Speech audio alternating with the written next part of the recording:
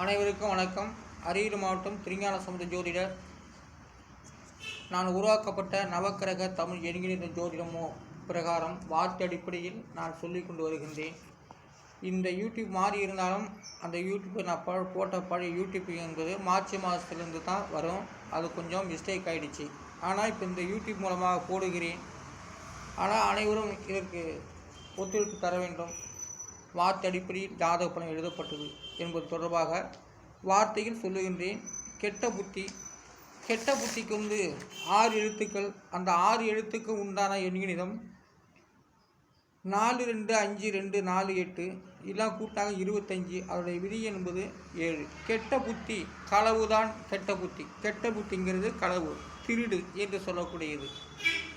அப்போ அந்த கெட்ட புத்தி 7ஆம் இடத்து பலனாக வருகிறது. அப்போ 7ஆம் இடத்து பலன்கள் இருந்தால் ராகு கேது சூரியன் செவ்வாய் எல்லாம் இருந்தால் தோஷமான ஜாதகம் என்று சொல்லுவார்கள். அப்படி இல்லை. ஆனால் 7ஆம் இடத்துல மற்ற கிரகங்கள் பாவக்கிரகங்கள் இருந்தாலும் உடைய கெட்ட புத்தி உடையவர்களாக இருப்பார்கள் என்று நான் சொல்லுகிறேன்.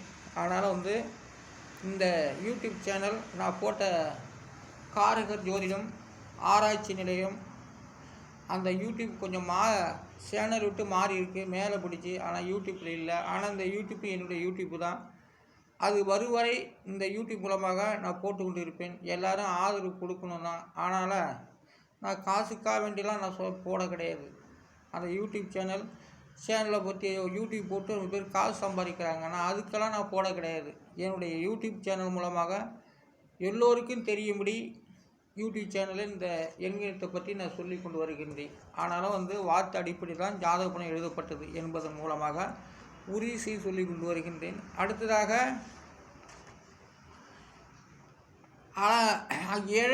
எழுவு என்ற ஒரு வார்த்தைக்கு 3 எழுத்துக்கள். அந்த 3 எழுத்துக்கு உண்டான எண்கணிதம் 4 6 7 எல்லாம் கூட்டினாக்கா 17. அதனுடைய விதி என்பது 8.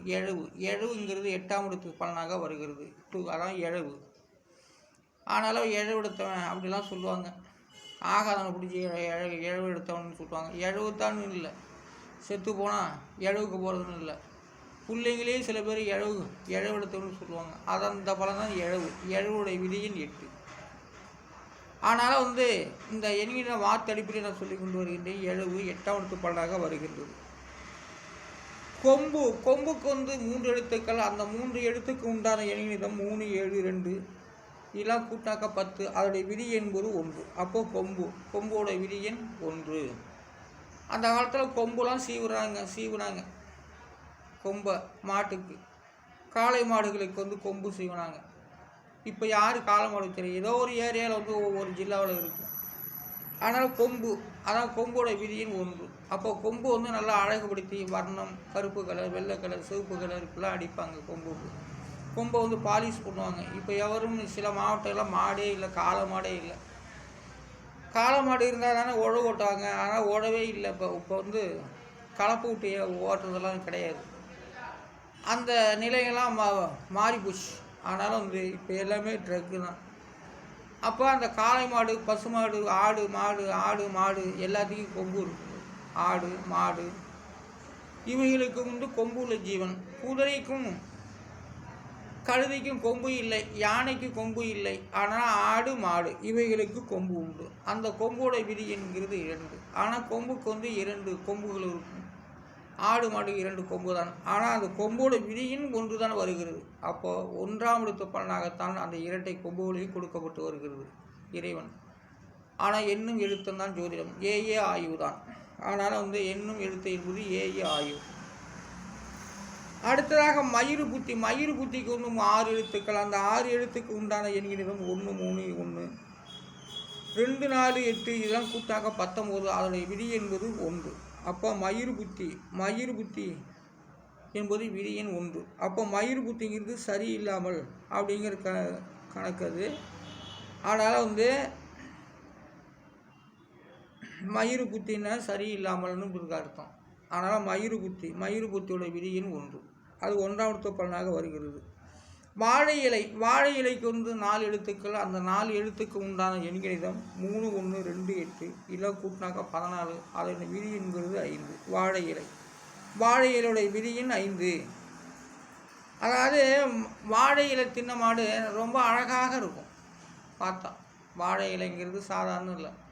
வாழை இலை பாருங்கள், ஹோட்டல்கள் வந்து திண்டுபிட்டு போடுற வாழை இலை வந்து மாட்டுக்காரங்க அள்ளிட்டு போய் அந்த மாட்டுக்கு போடுவாங்க. அந்த மாடு வந்து நல்லா கொழு கொழுன்னு இருக்கும், வழவழப்பாக இருக்கும். தெரு மாடுகள் வந்து வாழை இலை தின்னு ரொம்ப அழகாக இருக்கும், கொழுப்புண்டி நடக்க முடியாமல் இருக்கும். அந்த வாழை இலை திங்கிற மாடு என்றைக்குமே வழவழப்பாக இருக்கும், நல்ல தலக்கு புழுக்குன்னு இருக்கும். அதனால் வாழை இலையோட விதியின் 5. வாழை இலை நம்ம சாப்பிட்டு போடுறோம் இலையாக மாட்டு கழுவிட்டு போய் போடுவாங்க. அந்த மாடு வந்து செனையும் பிடிக்காது, வாழை இலை திங்கிற மாடு செனையும் பிடிக்காது சமயத்தில். ஆனால் அது வந்து யாரும் தெரிஞ்சுக்கிடையாது. ஆனால் வாழை இலை வந்து வீணாக்கக்கூடாது என்பதற்காக வேண்டி ஹோட்டல்லேருந்து மாட்டுக்குட்டி போடுவாங்க. வாழை இலை தின்ன மாடு கொழுன்னு இருக்கும், நல்லா வழவழப்பாக இருக்கும். அதோடைய மேனியும் பார்க்குறதுக்கு சிறப்பாக இருக்கும். இந்த பில்லு திங்கிற மாடுங்க நல்லாவே இருக்காது பார்க்குறதுக்கு. இந்த வாழை இலை திங்கிற மாடு தான் நல்லா கொழுன்னு, ஏன்னா தக்காளி பழம் போல் இருக்கும் மாடு வந்து நல்லா சிறப்பாக இருக்கும். வாழை இலை தின்ன மாடு கொழுன்னு இருக்கும், ஆனால் சரியாக கண்ணு போடாது, செனை பிடிக்காது. வாழை இலை திங்கிற மாட்டுக்கு வந்து செனை பிடிக்காதுன்னு சொல்கிறேன் நான்.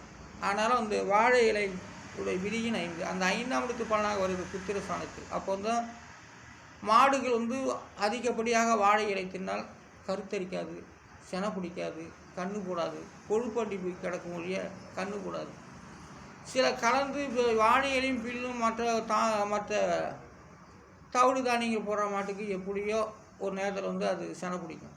அதனால் வந்து வாழை இலை தின்ன மாடு சரியாகவே கண்ணு போடாது, கொழுன்னு இருக்கும். அவ்வளோதான், தெரு சுற்றி பேப்பரும் வாழை இலையும் தின்னு அது நல்லா கொழுத்து போய் செனை பிடிக்கிறதே அது நிறுத்தி செனை பிடிக்காது. அதனால தான் வாழை இலையோட விதியின் 5. புல்லுங்கிறது 2 எழுத்து. அந்த 2 எழுத்துக்கு உண்டான எண்ணில் 2 1 இதெல்லாம் கூட்டினாக்க 3. அதோடைய விதிங்கிறது 3 தான். அப்போ புல் வந்து 3ஆம் இடத்து பலனாக வருகிறது. அதனால் வந்து மாடு புல் திங்கிறதுலாம் மாடு தான். ஆடு மாடு முயல் சிங்கம் எல்லாமே சமையல் புல்லு திங்கும். பசிக்கு எது கிடைச்சாலும் சிங்கம் கூட புல்லை திங்கும். அதனால் சிங்கம் எப்பயோ ஒரு தடவை ஆடு மாடை அடித்து அது டெய்லியும் தின்னுக்கிட்டு தான் இருக்கும். ஆனால் பசி எடுத்தால் எதுவுமே வந்து தின்னுட்டு இருக்கலாம். ஆனால் மனுஷன்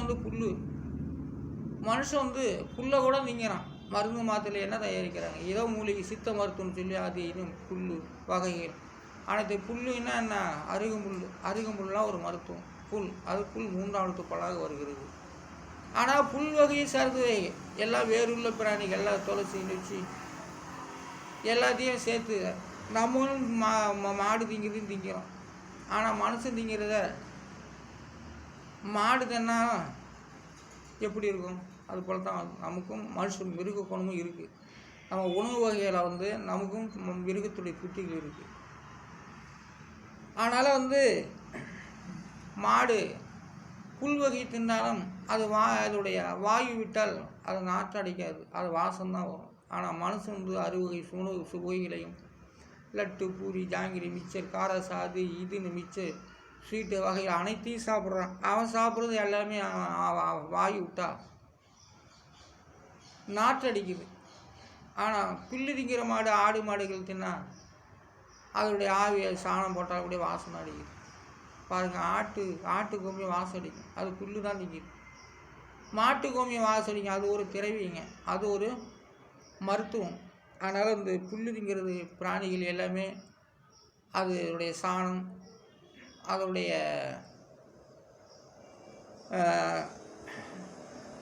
ஆட்டுக்கு எது சொல்லுவாங்க, ஆட்டு புழுக்க இதெல்லாம் வந்து நாராது. ஆனால் மனுஷன் 6 வகையிலையும் தின்னு அவன் ஜீரணிச்ச பிறகு அவன் கக்கூஸ் போனாக்க அவனுடைய மலம் வந்து நாரும். ஆனால் ஆட்டு மாட்டோட மலம் வந்து நாராது. அதாவது புல் வகையை தின்ன மிருகங்கள் அது மலம் போட்டால் அவன் நாராது. ஆனால் அதே வந்து முயல் சிங்கம் பூனை இதெல்லாம் தின்னும் அதோடைய லத்திலாம் கவுச்சடிக்கும், வாடை அடிக்கும். ஆனால் மனுஷன் 6 வகை சுவைகளும் மனுஷனுக்காண்டி என்னென்ன தயாரிக்கிறாங்களோ அத்தனை சுவைகளும் சுவை பண்டங்களும் தின்னவன் அவன் மனமே நாற்றம் அடிக்கும். அதான் வார்த்தடிப்பில் ஜாதகப்பலன் சொல்லி கொண்டு வருகின்றேன். என்னுடைய யூடியூப் வந்து காரகர் ஜோதிடம் ஆராய்ச்சி நிலையம் என்ற ஒரு யூடியூப்பு. அதில் வந்து முருகன் படம் போட்டது, அதில் இந்த பாலமுருகன் படமும் ரைட்ஸு போட்டது. அது என்னுடைய சேனல் விட்டு போயிடுச்சு. ஆனால் இருந்தாலும் அது 3 மாதம் முடிஞ்சு வரும். இதுவும் என்னுடைய சேனல் தான், அதனால் வரும்.